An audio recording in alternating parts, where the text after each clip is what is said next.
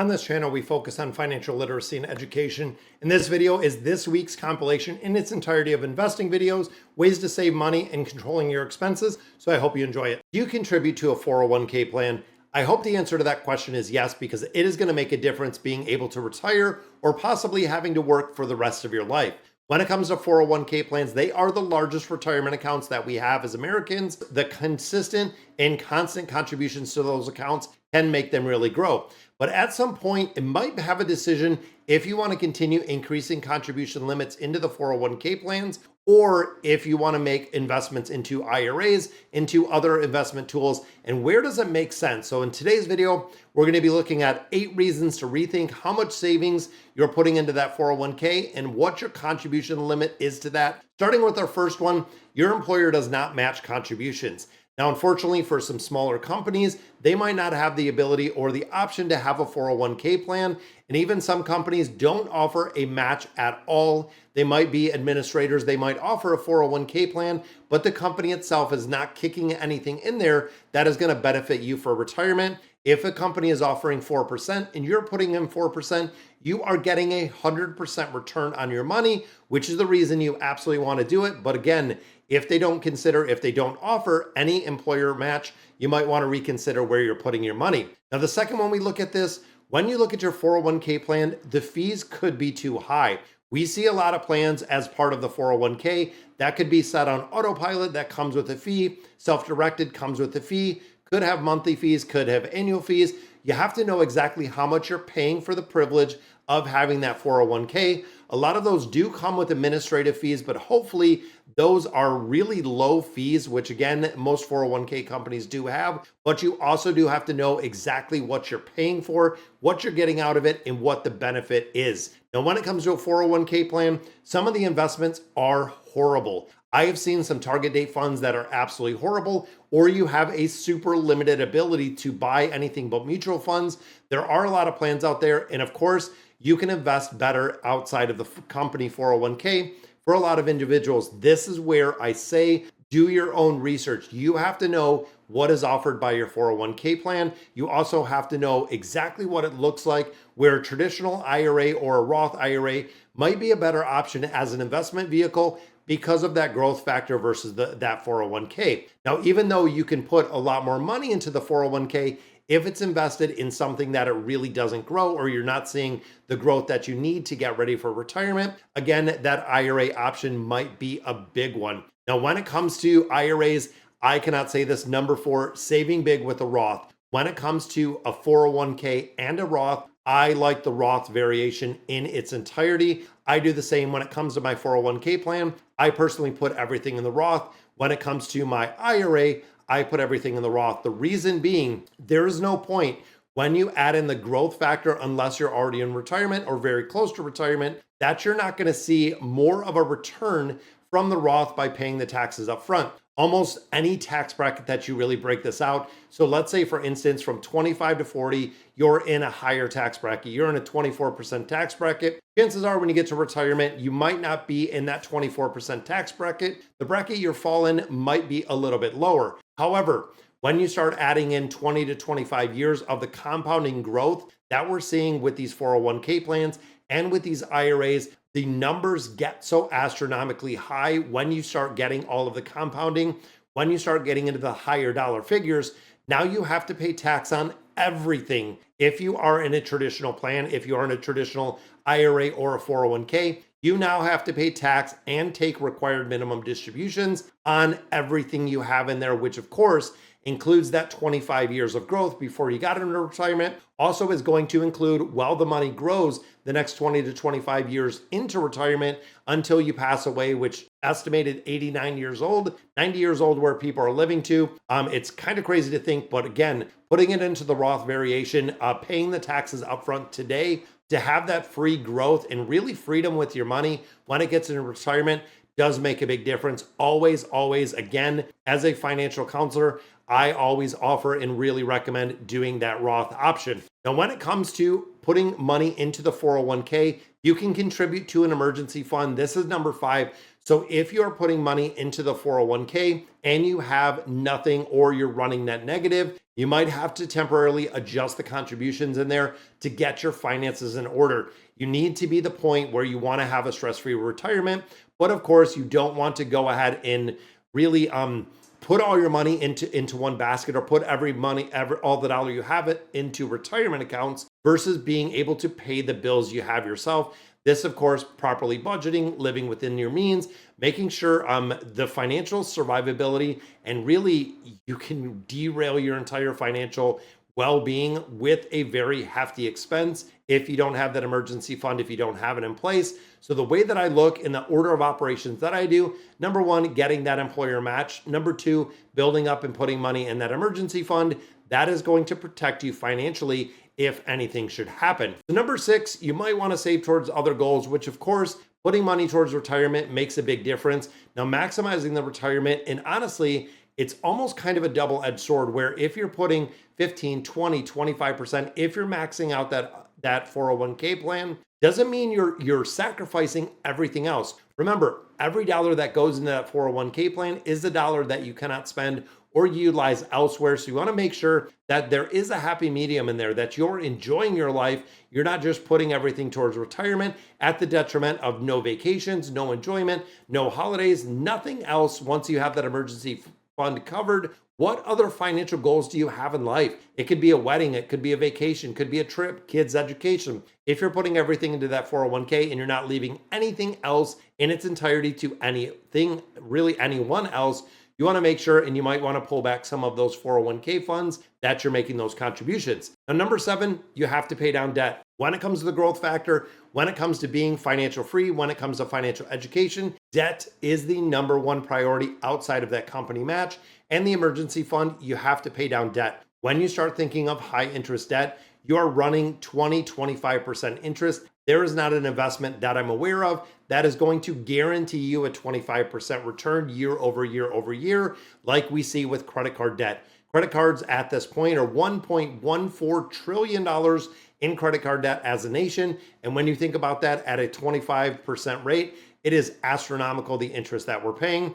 Now, of course, it views it a little bit different when you think about credit card debt versus having a little bit low interest. And we're talking about auto loans, mortgages, things of that nature that are secured by collateral, focusing and really paying down debt in its entirety when it comes to credit cards, when it comes to that high interest debt. That, of course, is going to be the first thing that you're eliminating. Then looking at personal loans, student loans, auto loans, things of that nature. And the very last thing that I would recommend, well after you have a fully funded, or you're putting it towards a fully funded retirement, is knocking out and really eliminating that mortgage. And the final one we look at is balancing the past in the future and the present. This, of course, are some really big things to remember. We don't know exactly what the future is going to bring. We don't know what it's going to look like. Putting money into a 401k makes sense as it sits today. It is a great practice that we see, again, with the Roth variation, which I recommend, because we don't know in the next 15, 20, 25 years exactly what the tax brackets are going to look like. What is going to be retirement? Are you going to have enough to buy a house?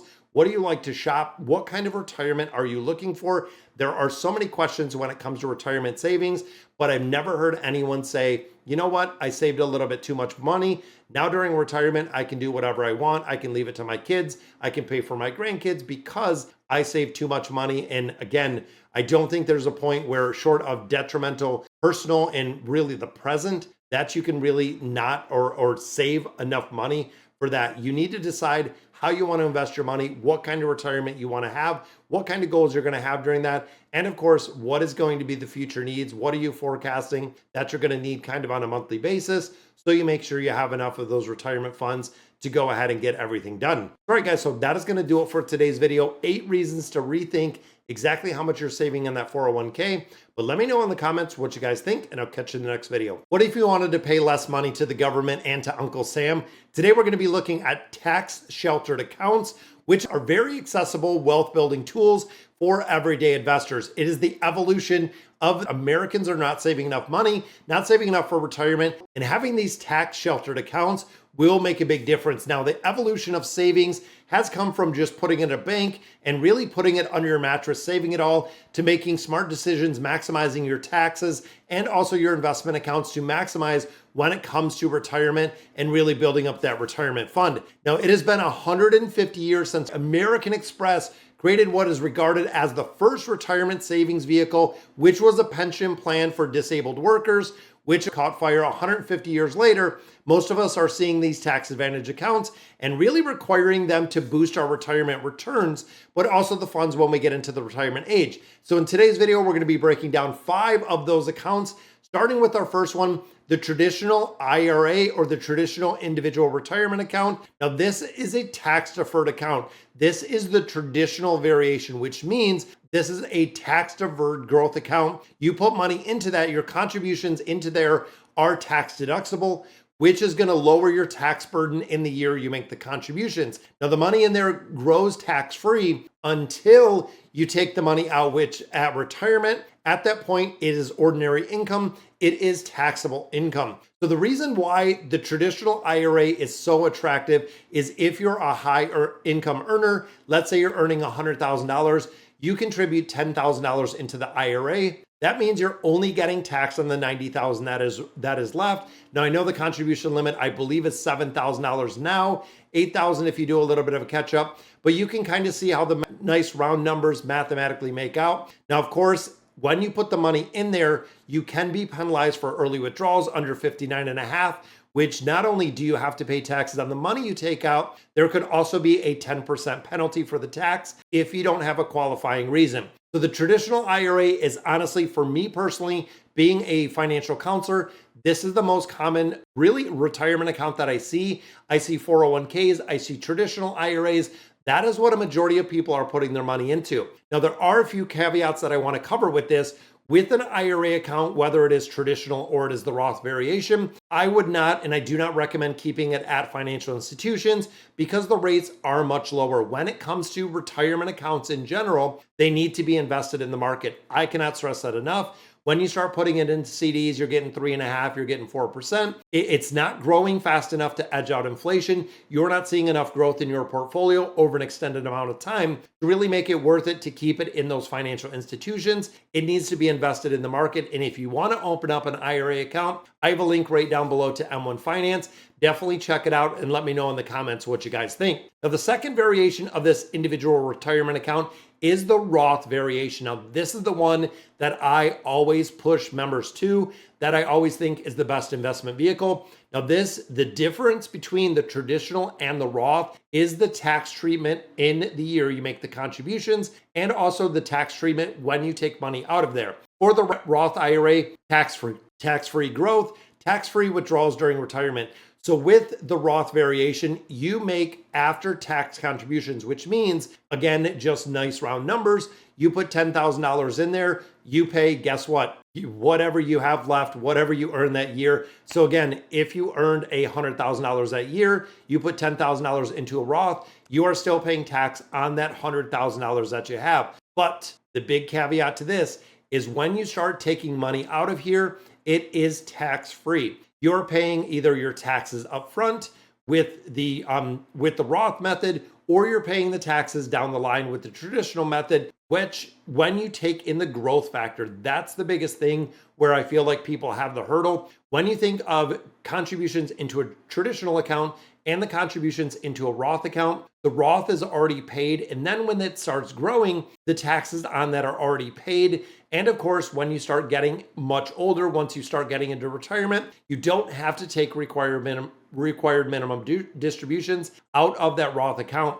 Now, that is not true with the traditional. They are going to require you at some point in time during retirement to take money out of that account, meaning you're going to be paying taxes, could put you in a higher bracket, and could essentially take up and eat up a lot of those retirement funds you have in there. Now, of course, contributions but not earnings can be withdrawn anytime without penalties. Earnings can be withdrawn tax-free after 59 and a half. So two very similar ones, but with the Roth variation, you also have to have that account open for at least 5 years. They are two really big ones. Again, out of those two, I really do recommend that Roth variation, paying your taxes now instead of just kicking that tax can down the road, knowing that you're going to have to pay it later.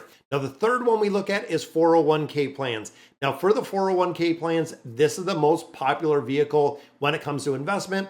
It is the employer staple. Now, with 401k contributions, it is a much higher, and salary goes in there, usually is pre-taxed, reducing the taxable income. Unless you're like me, I have a Roth 401k. So that is if your employer offers it, I would definitely, again, very similar to our traditional and our Roth options for the IRA, I would go ahead and do a Roth 401k plan, knowing that it's invested. Now, this has a cap of $23,000 per year, $7,500 catch up, and we know this increase every single year, meaning with those 401k plans, they are invested plans. You can go ahead and make your contributions on regular payroll contributions. And of course, the perfect storm with this, or the perfect really candidate, is if you have an employer match. Majority of employers match, and I believe the average is around 5%. So you put in 5%, they put in 5%.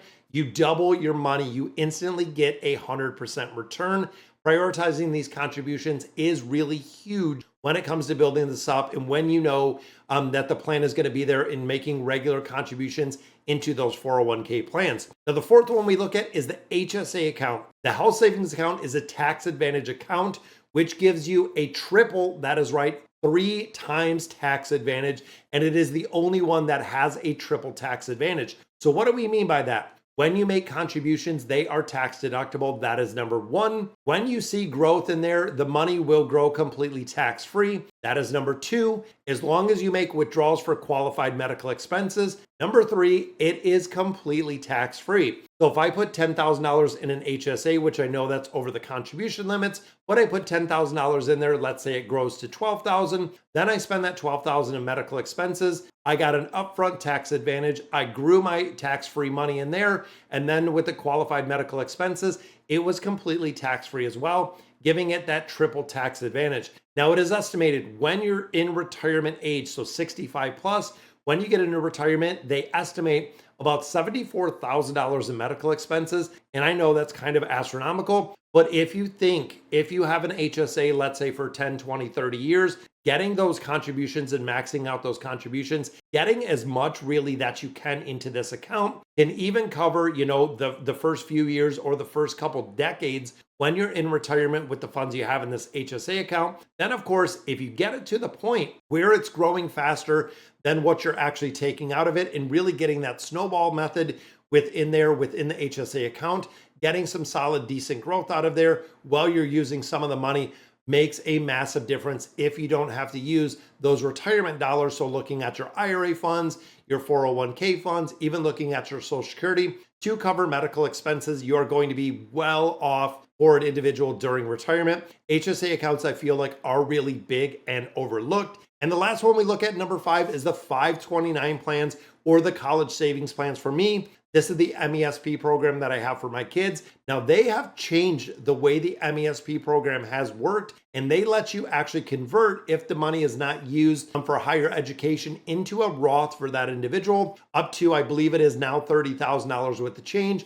But when you start looking tax advantage savings, that is dedicated to education. If you have kids, if you're using it for yourself, you can make contributions into this college savings plan. You can use it for qualified education expenses, including tuition, books, and room and board. So if you are paying for a college education, this is the way to do it. Now, this does have a $300,000 lifetime cap in it. It says it varies by state. I'm not sure exactly what your state is. While your contributions are not deductible on federal, you do get it on state. And then, of course, when the money comes out for qualified educational expenses, very similar to what we see with the HSAs, it is completely tax-free, which again, when you think of your parents, your grandparents, guardians that want to kind of prepay for a child's education, the 529 is a perfect vehicle. So how exactly do we break this down, and what do I recommend? My really order of operations, my financial order of operations. Number one, the 401k plan. This is the point where you're going to put in at least the very bare minimum when it comes to the matching. So again, if your company offers a 5% match, you meet that 5% match. That is number one, that you're going to do in there that you're going to put into this 401k plan. That is going to be the basis. Again, if they give you 7%, 10%, whatever it is, getting the match and getting that match 100%. The second one that I would do is HSA contributions up to what your deductible is. So if you have a $2,000 deductible, putting at least that $2,000 into that HSA account. And again, this is kind of the basis when you're starting out, kind of the order of operations. Third one I'd look at is definitely putting in the Roth IRA. Now, the caveat between this is between the 401k plan and the Roth IRA, the big variance between here is going to be what investments are available in your 401k plan and where do you want to put and what do you want to invest that Roth money in. If your company offers a Roth 401k plan that has a really good lineup of ETFs that you can put your money in at a very low cost, it might be beneficial just to put it in the 401k plan because it does have a much higher limit that you can make contributions to. And of course, when you start seeing the snowballing, if it is in a really good portfolio, it will make a big difference when it comes to growth. If your 401k doesn't offer a good lineup of ETFs or stocks and bonds, I would go ahead and do the Roth IRA variation, making sure that you're capping that out every single year, invested in the market like we talked about, and not just sitting there in a traditional or a Roth IRA at a financial institution.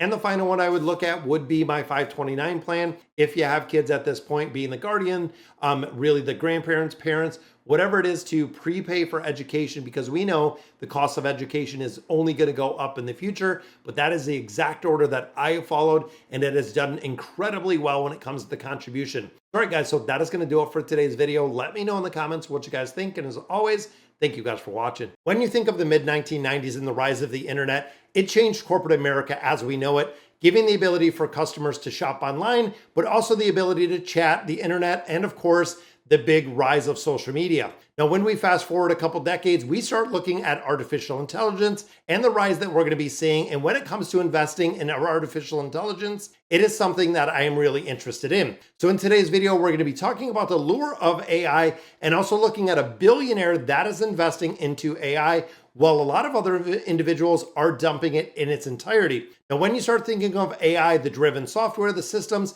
it has the capacity to become the most proficient thing that we have ever seen, learning new tasks with no human intervention, which is kind of crazy. The AI revolution added almost $16 trillion to the global economy. That is what is estimated by 2030. So when we think of this, there is one company that has really driven more of the artificial intelligence space, which is Nvidia. When you think right now, the market is estimated at 15.7 trillion. They control over 3 trillion of that, which of course billionaires have taken note. Big investment advisors and investment firms have put a lot in writing on Nvidia. Now, looking at a lot of the billionaire money managers, however, they have chosen to sell Nvidia during June at the end of the quarter, but as required by the Form 13F filings with the SEC, there has been one billionaire that has held on and bought and has been a very avid buyer and a supporter of Nvidia. Now, that billionaire is Ken Fisher, who has been adding his fund stake to Nvidia for the last couple of years. Now, when we start thinking about billionaires, of course, they have a lot of money to play with. But when you think of Warren Buffett, when you think of Ken Fisher, when you think of individuals, it's almost like they know something that we don't.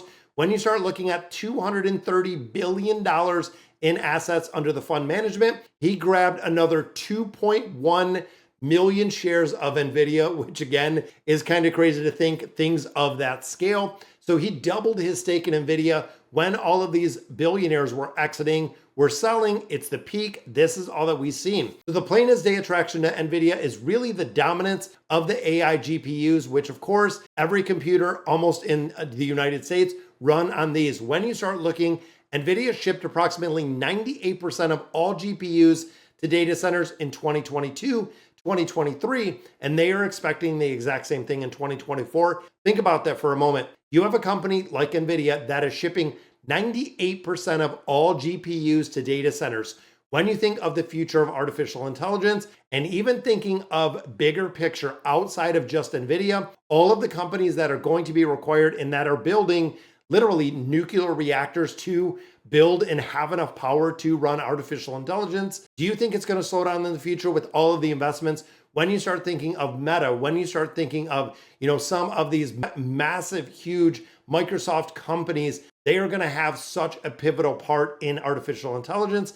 And I always go back to the old saying, you're going to have two companies with artificial intelligence, the one that adapted it and did pretty well, and the companies that didn't adapt very well and no longer exist and are out of business. Because when you think about the domination of 98% of the chips in there, and they have a new architecture chip, a GPU architecture, the Blackwell that is coming.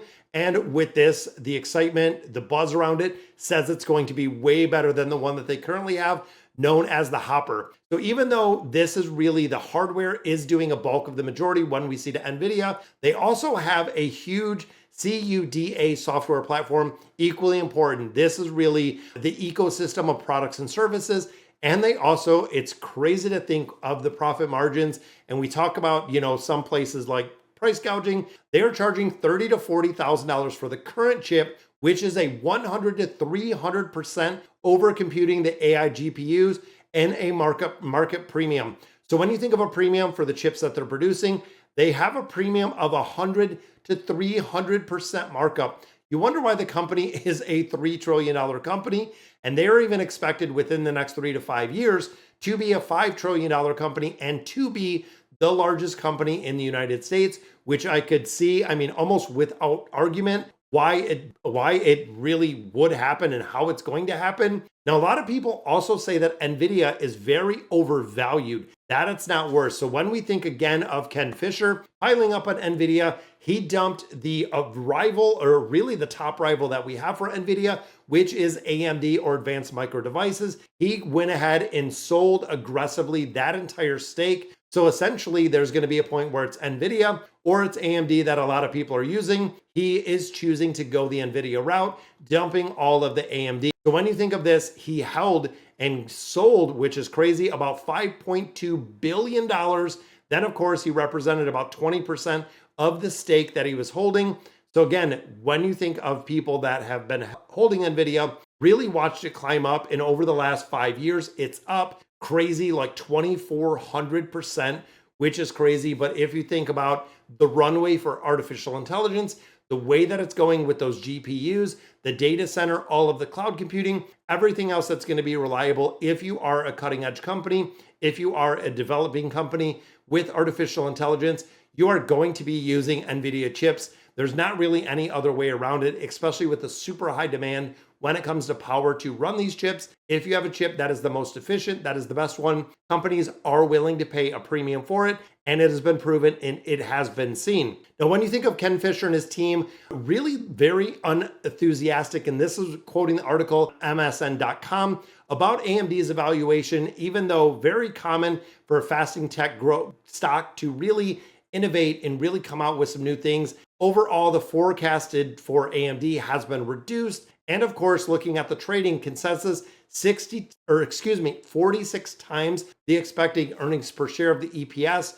So again, when you think of AMD in correlation to Nvidia, it just seems like AMD is just going to be dominated like we've kind of been seeing, with Nvidia running a big note and really running the big demand when it comes to artificial intelligence. So of course, a lot of people were worried about COVID. When COVID happened in 2020, there was a huge, massive uptick in personal computers. That is where AMD really dominates, is that personal computer space. During the pandemic, people were forced to work from home, seeing a lot more PC sales go through the roof. All of these companies had a demand for remote work.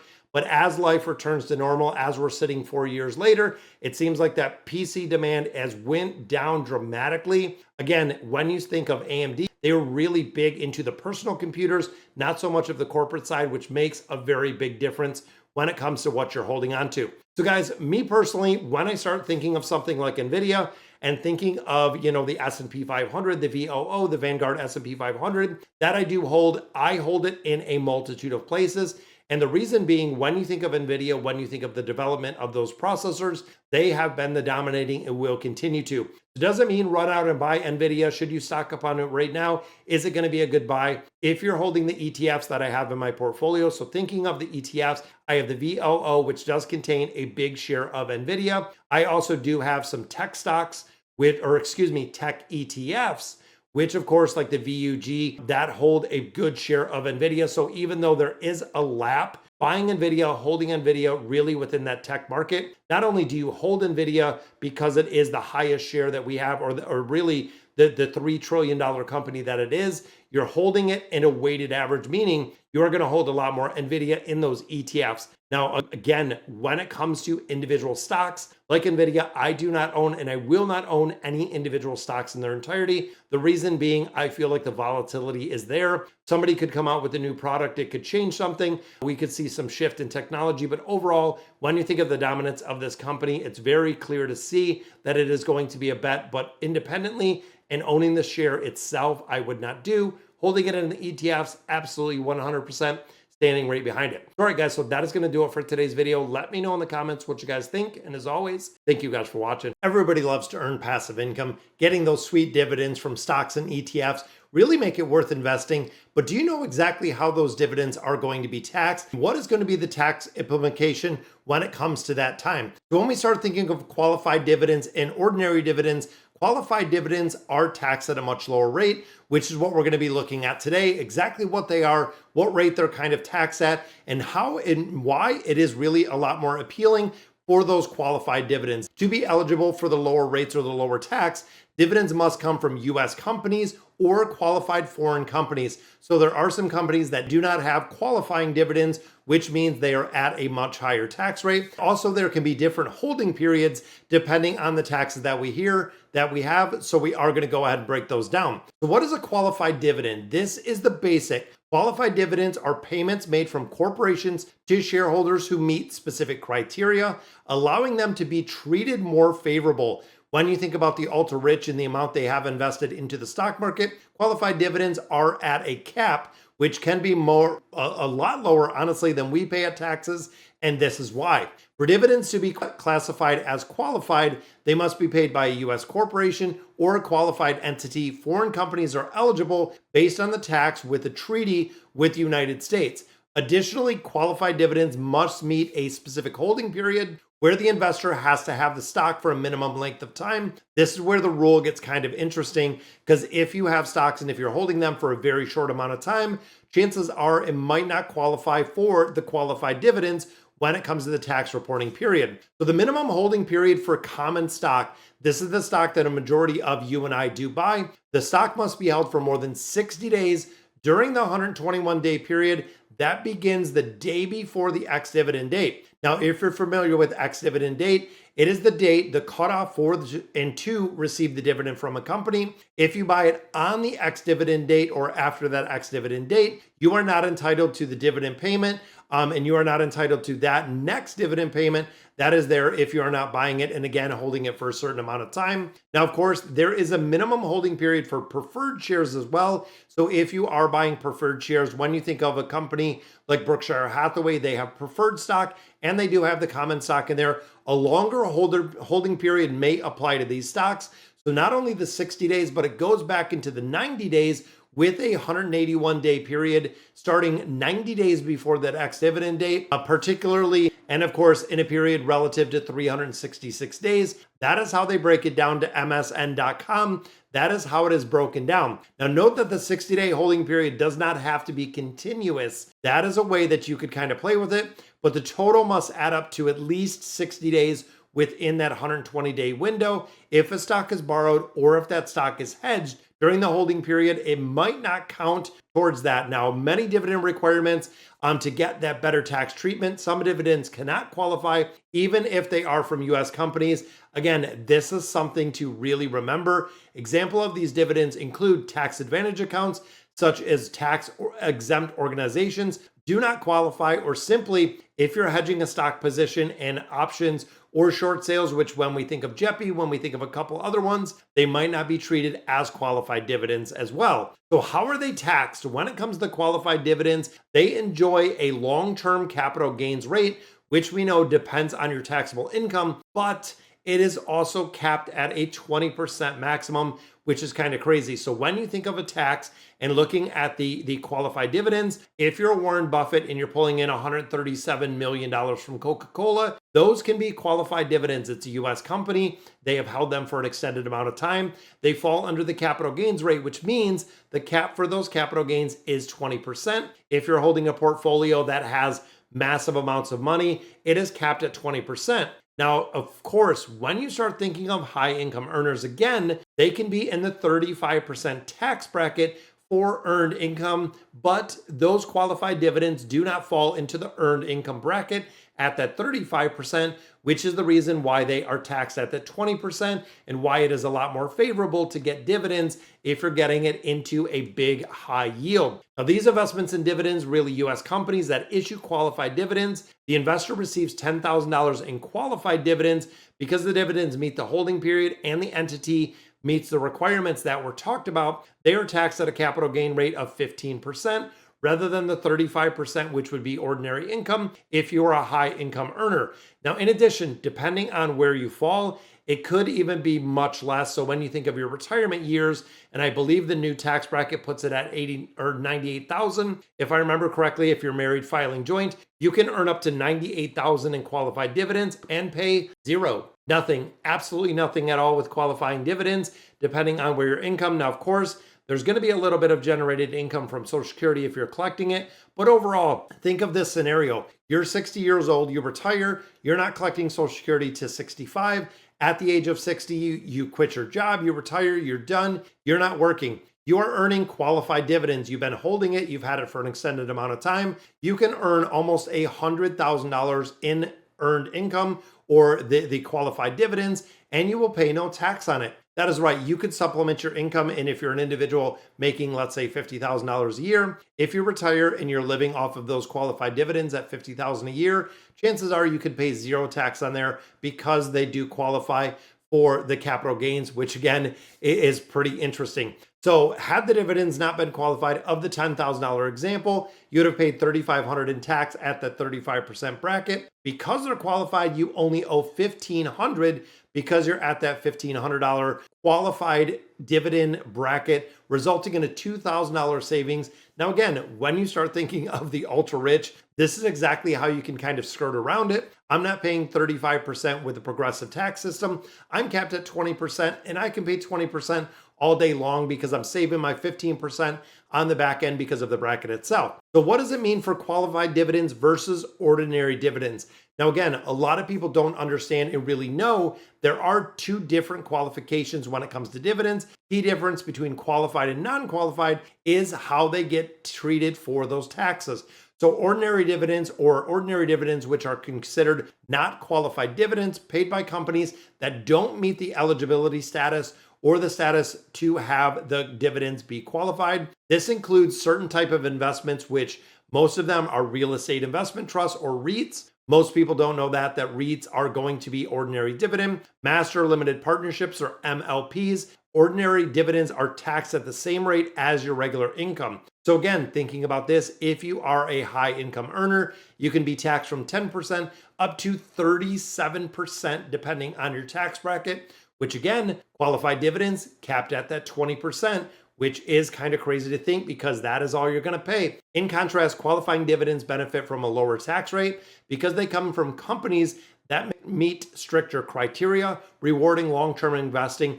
Capital gains taxes that can apply are 0%. That's right, like we talked about, 0% can be your capital gains tax, 15% or 20%, depending on your taxable income, which the cap again for the capital gains is 20%. So what is the bottom line with this? People talk about passive income. We think about, looking at things like the HD, that is a high yield that's giving us passive income. Qualified dividends are very tax efficient, really in way for investors to generate income into the portfolio. You can also go ahead and reinvest that income, but you have to understand the specific requirements that fall in there and what companies are eligible corporations and meet that period for knowing that you're going to have that lower tax rate. Worst thing is if you go in there and you think all of your dividends are qualified, all of a sudden you find out they're not and you are paying 15% higher than you thought you were going to pay, meaning you have a very heavy tax bill because, of course, when it comes to the government, they will always get theirs. They will get the taxes that are owed regardless of what you do. Even coming after you for taxes, you want to maximize really the tax efficiency that you can have work with a financial advisor or a tax advisor to know exactly what situation you're in. All right, guys, so that is going to do it, really explaining how qualified dividends are taxed. Let me know in the comments what you guys think, and I'll catch you in the next video. Do you know the impact of interest rates on your stock portfolio? Whether it's going up or down, it can have a big effect on your investment portfolio, and that's what we're going to be breaking down in today's video. Now, when you think of a change in interest rates, it can affect both stocks and bonds. So regardless of what you're really invested in, it can have a big change in the way that it is. And looking at the wider business world, a change can affect the behaviors of companies, which again is kind of what we're breaking down here. For stock investors, highest interest rates mean cutting back on spending. This is where we see a lot of layoffs. This is where we see a lot of spending really pulled back or cut back. Meanwhile, as the Fed going into 2025 is saying that interest rates are going to fall, this will encourage larger companies to have bigger purchases, more consumer and expenditures really for business. And it can also change how corporate profits look, for better or worse, depending which way it goes. Now, we know looking forward at the artificial intelligence and that space, for a lot of companies that are interested in getting into artificial intelligence, when the rates start going down, it is going to make it a lot cheaper to borrow money. That way they can go ahead and do these corporate expenditures and really build the business. For the bond side of it, interest rates mean that higher rates on new bonds issued, but as it declines, the value of new bonds that are issued is much lower. Lower interest rates do have the opposite effect. New bonds that are issued are going to be much lower, meaning the bonds that people currently own at a higher rate are going to pay a higher yield of return. So when we think of Warren Buffett and put, billions of dollars into bonds right now, as soon as those bonds come due, the new bonds that are issued are going to be a lot lower rate, meaning that he is not going to get as much of a return and people will look for other places to get the money. So of course, all of this hinges on the number one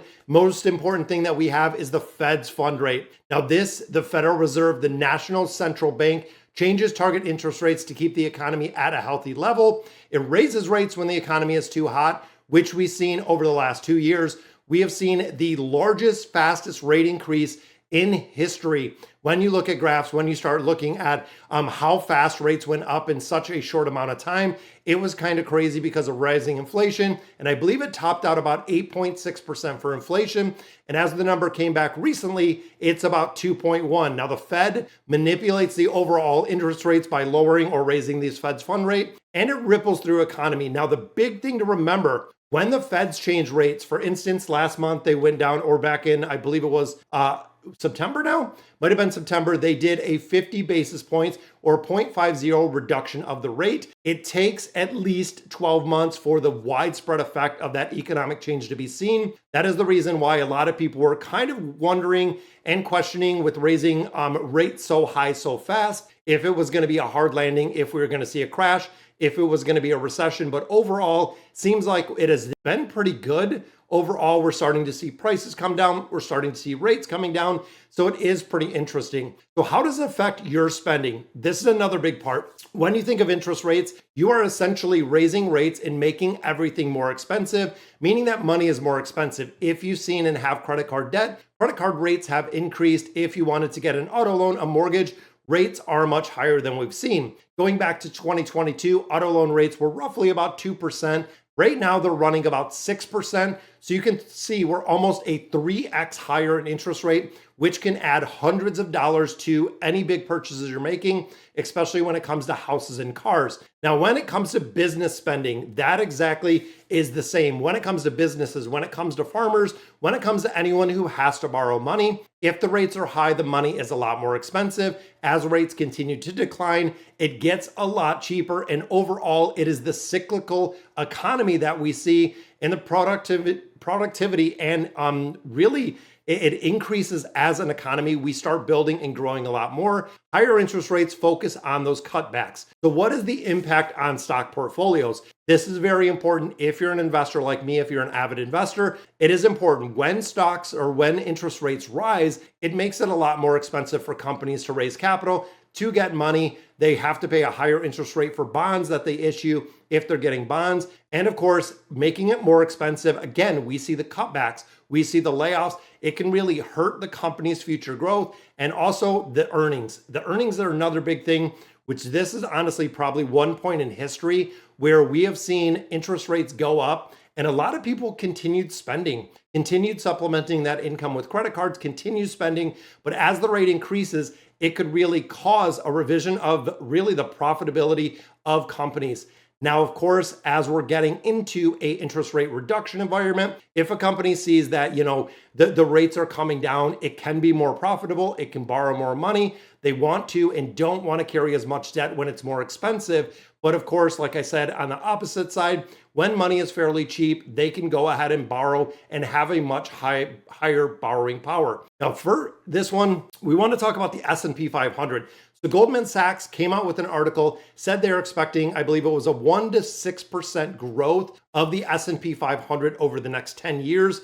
And if you look at the last 12 months, we're about 30% in the last 12 months, which is kind of crazy because if enough companies experience declines in their stock prices from these raising rates, it essentially will bring down the entire market. This is the reason why I stress buying ETFs. This is the reason why I stress on really mitigating your risk across the entire market itself. That is why I like the VUG, which is the Vanguard Growth Fund, the S&P 500, the HD. Knowing them and knowing where we are headed right now, it could be a time, even though they are at record highs, we could see them go much higher next year, depending on where the Fed continues to lower rates. If we see, and I believe they were saying 7 rate reductions, then it went to 5, then it went to 3, then it went to 1, which was the forecast for this year. Next year, we're already looking at 5 to 7 rate reductions. Don't know exactly what's going to play out. If I had a crystal ball, it would be absolutely perfect. But I feel like as rates continue to go down and it makes funds a lot more cheaper, essentially for companies to use, that a lot more companies will be starting to make corporate expenditures and start spending money. What is the impact on bonds? This is the other part. When you think of the bond prices, it has an inverse relationship between the bond prices and interest rates. So where you think when it gets cheaper, the stocks go up, companies can spend more, the profitability goes up, it's cheaper to borrow money. The bonds have the opposite mark, where if the rates start going down, the newer issued bonds are going to be much more cheaper than the older bonds. So in a rate reduction environment, really buying bonds at a higher rate is almost like locking in a CD. And that's kind of where I think of it. When you think of a bond or when you think of a CD, if I put $1,000 in a CD right now at 5%, and then I have it for, let's say, the next 12 months, just like buying a 12-month bond, at the end of those 12 months, my 5%, all of a sudden that same 12-month bond is 2.5%. It has lost 50% essentially of the value, but I gotta have a place to put it. That's where I feel like a lot of people are gonna be stuck. Where a lot of people moved money to bonds, they moved money to these high yield savings accounts. A lot of people moved money into CDs. And when it comes due, there has to be a place to put it. And that is where a lot of money is going to be flowing back into the market. Bonds are not going to be as desirable. CD rates are slowly dwindling as we see across financial institutions, both banks and credit unions. The rates are starting to slowly go down, but we're also seeing decrease in rates in auto loan rates, personal lending rate. We're also seeing it in mortgage rates. They are starting to go down. And of course, as this continues, the bonds are going to slowly go down as well. Older bonds, as they come due, they don't have to pay quite as high of an interest rate. So what exactly does this mean for you and the bottom line? Changes in interest rate broadly influence the stock prices, bond interest rates, consumer business spending, and the state of the economy. It seems like at that 2.1%